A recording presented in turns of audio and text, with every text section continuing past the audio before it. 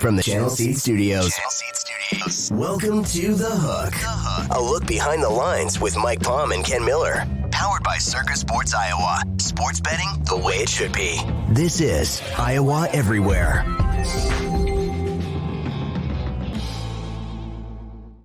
And hello again, everyone, and welcome to another edition of The Hook. Thank you to Channel Seeds for jumping on board. That's Mike Palm. My name is Ken Miller. Mike is the Vice President of Operations at Circa Sports out in Las Vegas. We are going to talk sports wagering and talk sports here coming up in the next half hour or so. It's a busy time of year. Let's get right to it with Mike Palm. Mike, you had a busy weekend in Las Vegas last weekend with everything that was going on. Big fight. Jones makes his return to the octagon. Did that go as you anticipated it would? And were there any upsets on the fight card? Yeah, not too many, Kenny. And the Jones match was not good for us, obviously, for any book, I don't think. That, he opened at plus 130 dog and closed around minus 170. So all the money was on Jones. And, first round it was over. So it was tough to overcome that on the card.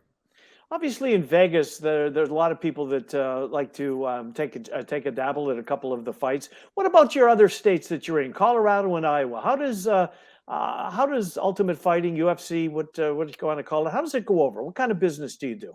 Yeah, it's decent, but nothing like Las Vegas because the having the pay-per-view ability and to show it at whether it's in the book or at Bar Canada really helps with the handle because we had almost 200 paid at Bar Canada Saturday night for this card. And, that really, that dwarfs the rest of the right over the counter at the D on that kind of a day. So, and when we were able to show them at the Circa book as well, it creates a lot of excitement. So having that brick and mortar is a big advantage there. I saw the photos from the D of all the people you mentioned that paid their way in. How do you, knowing Bar Canada as I do, is it difficult to keep kind of the wander by crowd away from witnessing, or how do you guys kind of block it off? We put up big pipe and drape about an hour before the card begins, so you can't see from the hall across the floor. It goes floor to ceiling, so there's no way that people can just be looky-loos and not pay to get in. Well, it's going to be a busy weekend. In fact, we were on the air today at KXNO 11-1, Trent Condon and myself, and the phone rang during one of the breaks, and there was somebody standing in front of the ticket writers at Circa.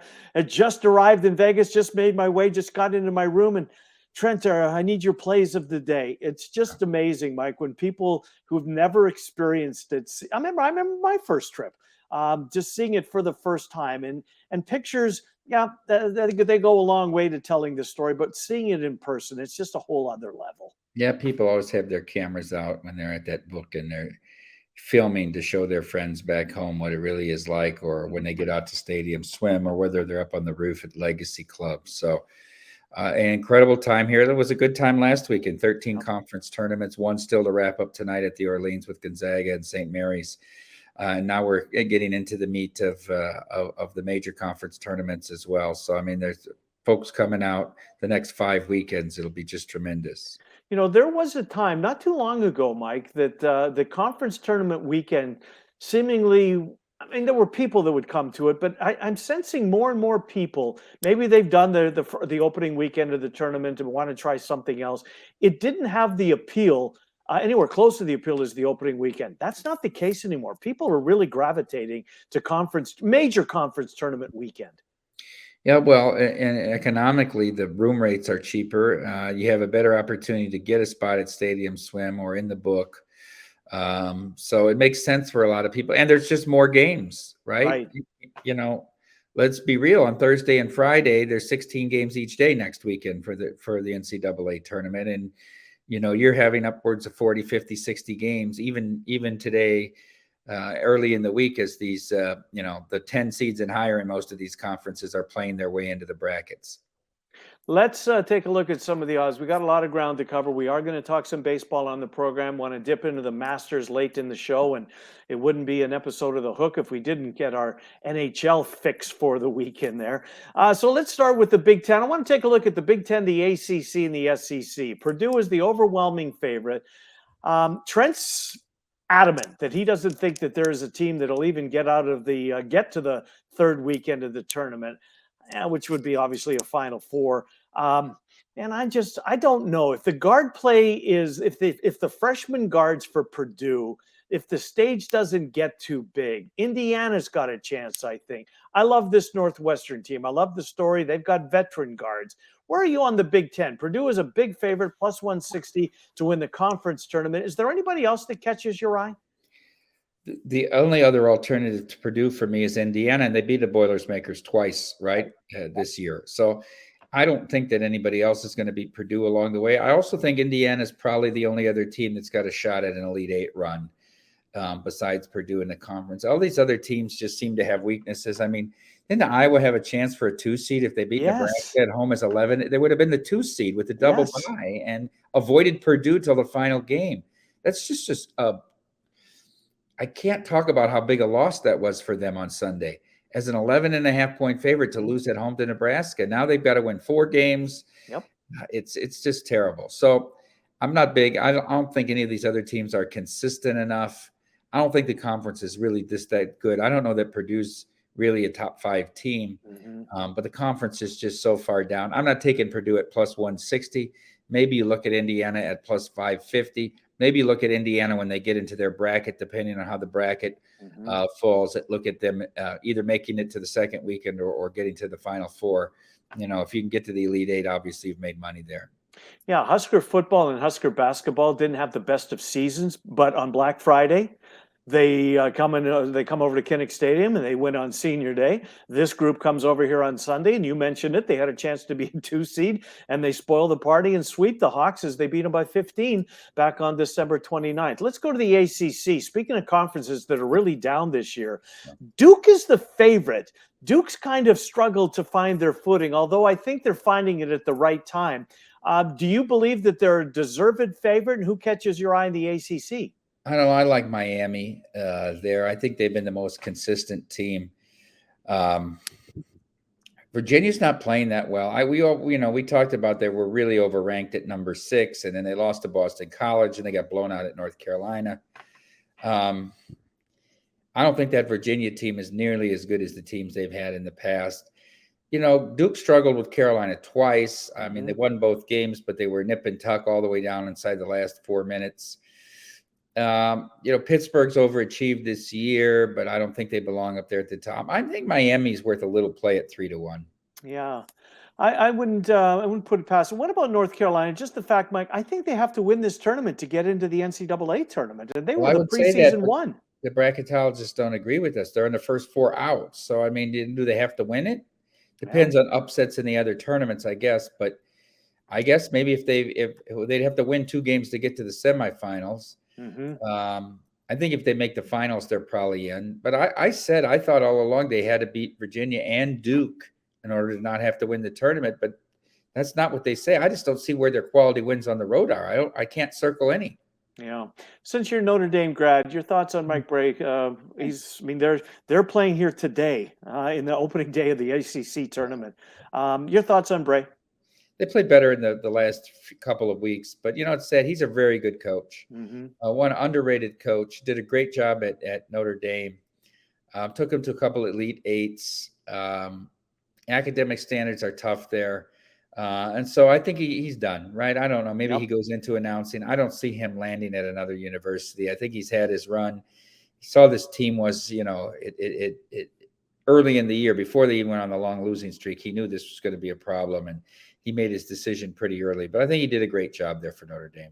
All right, let's finish up on this slide with the SEC, where Alabama is an overwhelming favorite. They're a 1 seed. Brandon Miller, the freshman of the year, the player of the year, a true freshman, is the player of the year in the conference. He's a one-and-doner. Tennessee has get some loves. They're too inconsistent for me. But Kentucky, are they figuring it out? I'd take a shot at Kentucky and Texas A&M here.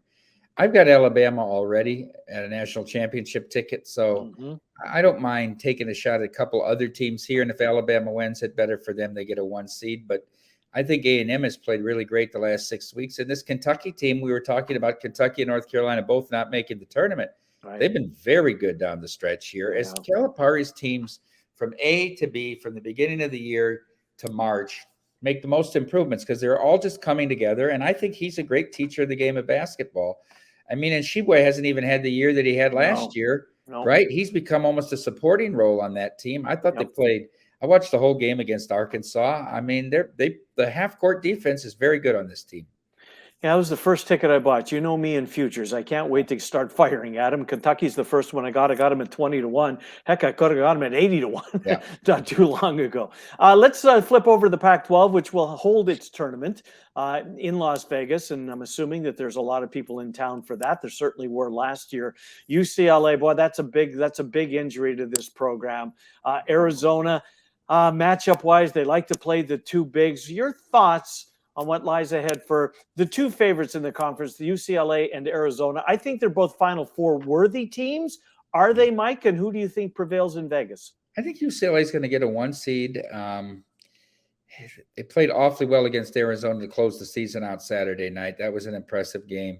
I think long-term, though, Arizona's still got a good shot, another run at a Final Four here. I don't disagree with you, Kenny. If both of these teams wound up in the Final Four, one is a 1 seed, one is a 2 seed, it wouldn't shock me. Mm-hmm.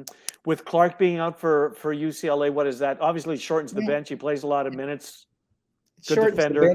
Isn't this the most experienced team? I mean, they still got their team from the Final Four 3 years ago together when all these other teams got a guy for a year or two. It's amazing how they kept the nucleus together there. And I just think they're a team that's built for a tournament. Yeah. You know who else is an experienced team? The Drake Bulldogs. They're going to be a 12 seed, but they were there in the COVID year, for crying out loud. They cut down the nets in the Valley. They won a big win over Bradley. So let's move on to the Big East just real quick, because this tournament always meant something to me. I loved watching at Madison Square Gardens. There was a time that if I could only watch one tournament, this would be the one that I watched. Were you in that boat ever? When was that, Kenny? In 1984? 90s. No, I wasn't. But think of the conference when you had when it, Boeheim at Syracuse with Cycli, and you had Pearl Washington, and you had Georgetown with those great national teams there, and you had Raleigh Massimino and Villanova upsetting everybody, and Providence was good back then. I mean, these were just incredible. St. John's and Carnesecca, Calhoun at UConn. I mean, it was. Before the ACC, I think before Krzyzewski started to rise with Duke in the mid-'80s, the basketball center was the Big East, and then the ACC took over for quite a while when Krzyzewski and Smith were both there. I'd take a shot at Marquette if I was playing anybody here. Yeah, just almost about 7-2, just a tick below that. Let's finish up basketball-wise with the Big 12 in Kansas City. Iowa State fans, they take over the city. They really do. They will find their way. They call it Hilton South for a reason. They seem to right the ship in Waco this past Saturday. This team was circling the drain, in my opinion. Caleb Grill, no longer a part of it. They played a lot looser. They had smiles on their faces. I get it. Winning does that to people. But Kansas is the favorite in the tournament. If not Kansas, who, Mike Palm? I don't like Iowa State having to go right back up against Baylor. I think that's tough either. Because you just beat them convincingly on their home floor. I would say Baylor is my alternative to Kansas. But the problem is that's 4-5, and so it's going to match up with Kansas in the semifinals, right? Yep. So maybe Texas makes the final, but I think I'm just going to sit back and watch this tournament. I have a sneaky thought about playing Baylor in the NCAA tournament. I'm probably going to wait to see where they draw here, but it wouldn't shock me if Baylor won this, and it also wouldn't shock me if Iowa State, was able to beat them. But it's just real tough to come back to back, 4 days later after you beat them at home. Well, the pathway is, as you mentioned, they got to get by Baylor, and they just embarrassed them on Senior Day in Waco last Saturday. They beat them Thursday, then they get Kansas on Friday, and then in all likelihood, either TCU or Texas is going to await, and both of those two teams playing well. This conference has been just a juggernaut all season long, and somebody will cut down the nets on Saturday night. Well, let's move on. Let's save the college basketball. Well, before we do, is there a team since we last spoke that you mentioned you have some futures out there, one of them on Alabama. Have you invested at all in this past since then? I took Marquette at 30-1. That's a good ticket. And I have Arizona at 9-1 as well. and I'm thinking about adding Baylor. That's probably the only other one I would add, unless I like Indiana's draw in a bracket. Yeah, I mean, they got some players on that team. I have them as well. We can't bet this in in Iowa or in Colorado through Circa, but if you're in Vegas, you can. And the reason I bring it up, and that's you guys have the future odds for the Kentucky Derby. Forte is an overwhelming favorite. Did you see his race, by the way, I did. this past weekend at Gulfstream? His I did. first start of the year. Did that get your attention or what? I was trying to find a reason to beat him. I ended up not playing the race, and I'm glad. Yeah, right. Because he Cyclone Mischief is owned by Jason Luch, who's a part of this endeavor here at the Hook. Local people, Dennis Albaugh. They've also got Angel of Empire, who's earned his way. He's already got his points. But this Forte, might we be looking at something special here? Could be. It really could be, Kenny. But it's so early to say, right? And they got to go through this. The 3-0 campaign is the toughest, right? Because of the back, 2 weeks and then 3 weeks off. Yeah. So we'll see what happens. I just wish they'd let these horses race a little longer in their careers. I do too. I'm with you. Well, we'll get through the tournament on Monday, and then the Thursday of that week, here comes the Masters, and you guys have your numbers up. Rory McIlroy, just a slight favorite, at least he was when you posted this over John Rahm. I love to bet the Masters. If you make this wager now, and if your guy doesn't play, your action is action. It's on. Is there anybody that you like, Mike? Tony Finau to me is a guy. He's going to win a major one of these years, and if he does, I'm going to be with him because I bet him in the last 2 years in every single one of them. Finau's 30-1. Who do you like? I didn't play anybody here. They will bet Rahm. It'll be a better result for us if McIlroy wins. We will certainly lose to Rahm. I mean, and things will change all the way along, right? They'll change from Thursday to Friday to Friday to Saturday to Sunday. But we take plenty of action because of the low holds on these tournaments. Yeah. And as it gets closer, I listen to guys like Matty Humans and Brady Cannon and that, and pick out a few that they like, Wes Reynolds, and give yourself a little run. Yeah, Matt Humans to me is really good on golf. He's a terrific handicapper, and if you like to bet on golf and you need a little help, he'd be the guy that I would be looking for. Tiger Woods, you have listed at 55-1. You almost have to because you're going to get some. I'll use your term from earlier, looky-loo, people that want a ticket on Tiger Woods. They'd love to see. Look, I'd love to see it, and if he wins, I'd be happy to throw all my tickets on the floor. 55-1, fair price. I think it's a fair price, and it'll get driven down if he has any kind of a good Thursday. Yep. And if he has any kind of a good Thursday, that makes the tournament great, Will you put up a prop? Will he or will he make the cut? Yeah, we will. Yeah, we will before it's all said and done. Yeah, it'll probably go up on the Tuesday before. Well, we promised we're going to do some baseball, and we're going to focus in on the Central divisions, the American League and the National League. We'll get to all the divisions in the weeks ahead here, but the Central Division, they moved the needle. We've got the White Sox, the Twins, obviously the Royals, and over in the National League, the Cubs are the most popular team in Central Iowa. The Cardinals sit second. Let's start in the junior circuit, the American League, where the Guardians won it last year with 92 wins. Clevenger is going to be a part of that rotation for the White Sox. We saw that adjudicated earlier this week. I like what the Twins have done. The Royals seem to be languishing. It's not their time at this point. When you look at the Central Division, what caught your eye? Caught my eye a little bit is what happened to this core of pitchers the Tigers had like 3 years ago. Yeah, not too long ago, right? It was going to take over baseball, and now they're all sort of here and there and everywhere. Soto, I don't know what became of him. Turnbull has struggled to stay healthy. Manning, Boyd's been okay, but I don't love their rotation. They got Rodriguez from the Red Sox last year.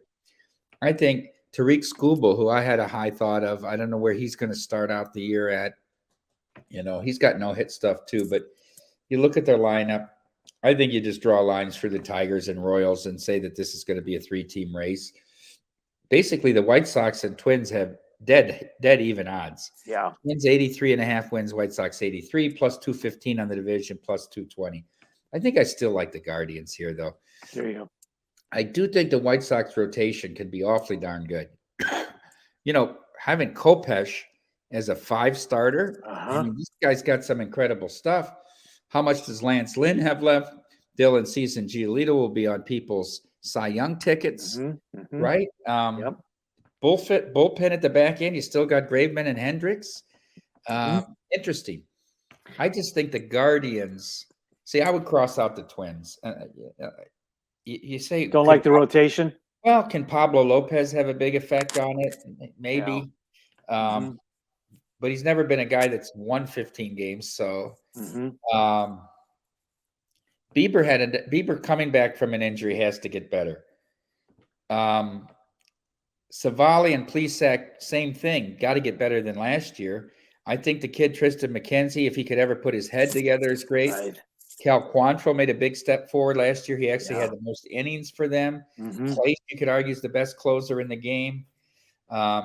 Josh Bell, I guess, is the question mark, right? What effect will Josh Bell have on that lineup and hitting fourth and giving some protection to Ramirez?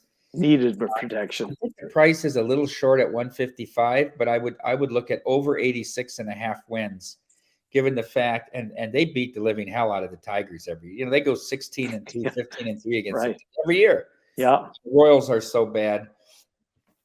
If I was looking for a value play, I might look at the White Sox at plus 220, but my bet for this division is Guardians over 86.5.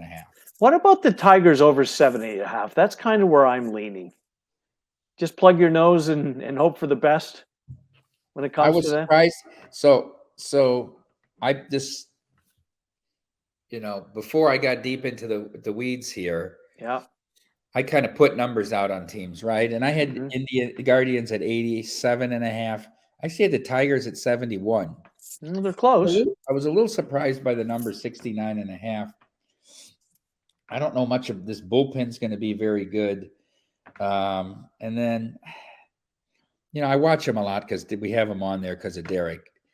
I always will they get momentum. That 69 is a low win total. I mean, it is a low win. If they're competitive at all, you win in the mid 70s, right? So I don't hate the bet, Kenny, but it's not for me.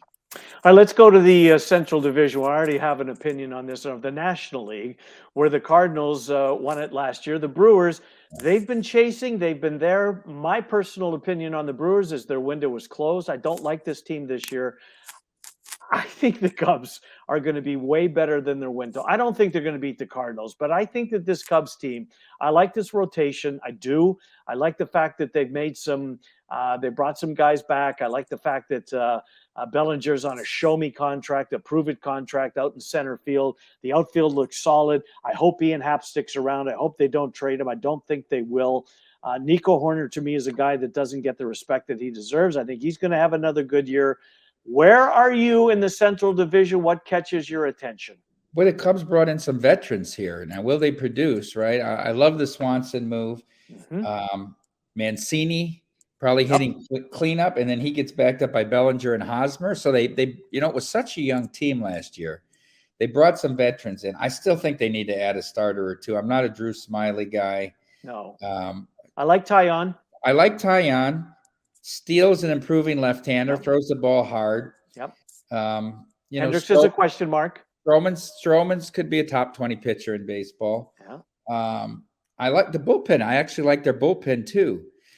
So it's about the veterans. 77.5, I think, is a pretty fair win total, actually. I had it at 78, so it's not too far off the number for me.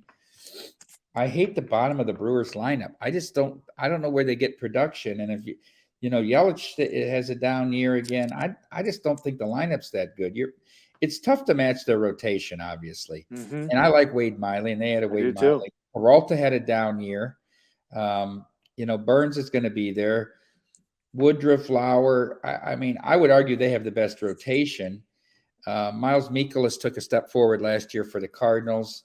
Jordan Montgomery pitched well for him. How much more are you going to get out of Wainwright?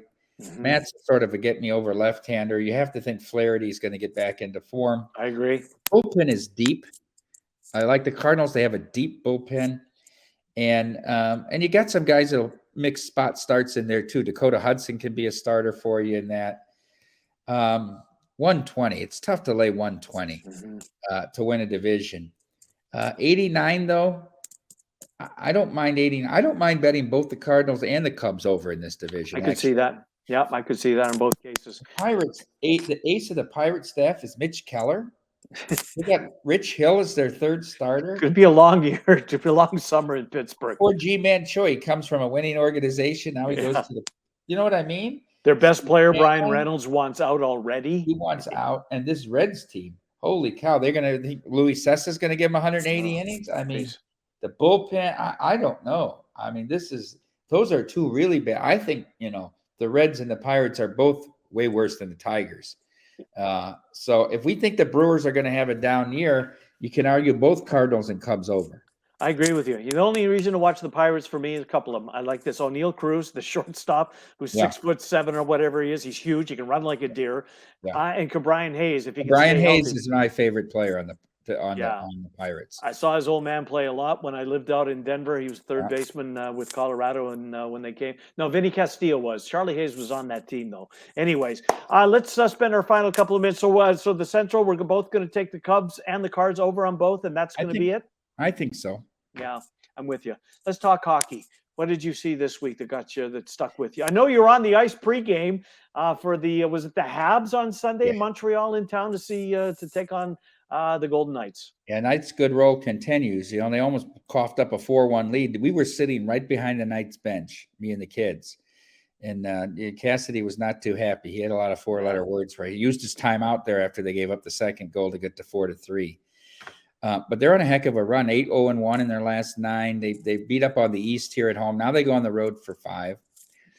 I thought Dallas had a real good win over Colorado on Saturday, but then they backed it up and give up a goal with what 6 seconds left last night to lose to Calgary after fighting back from 2 goals down twice. So that was a little bit disappointing to me because I thought they played just great. They made Colorado look silly on Saturday. They did that national TV game. Yep. Jumped on him early, Mike. Early. Yeah. And Georgiev was awful. They pulled him. They pulled him. Yeah. Gave up a couple shots from from straight on that you can't give up in today's NHL. The Bruins just keep rolling. Who's ever going to beat them? It's almost scary how good that they are. I don't know if my opinion in the East has changed at all. I just think it's Bruins and Carolina, and that's it. I still want to try and twist your arm on the Rangers. I know. I mean, I'm with you. I think it's a 2-team race, the Bruins and the Hurricanes. If there was one other, maybe it's the Rangers. I mean, for the Bruins to get out of what they're going to have to face, we've talked about it before. Tampa Bay and Toronto, that's unbelievable. And then Boston at some point they're going to face the winner of that, one would assume, because Boston will beat their first round opponent, whether it's the Islanders or the Penguins. Yeah. Toronto made a lot of moves, Mike. They made a lot of moves.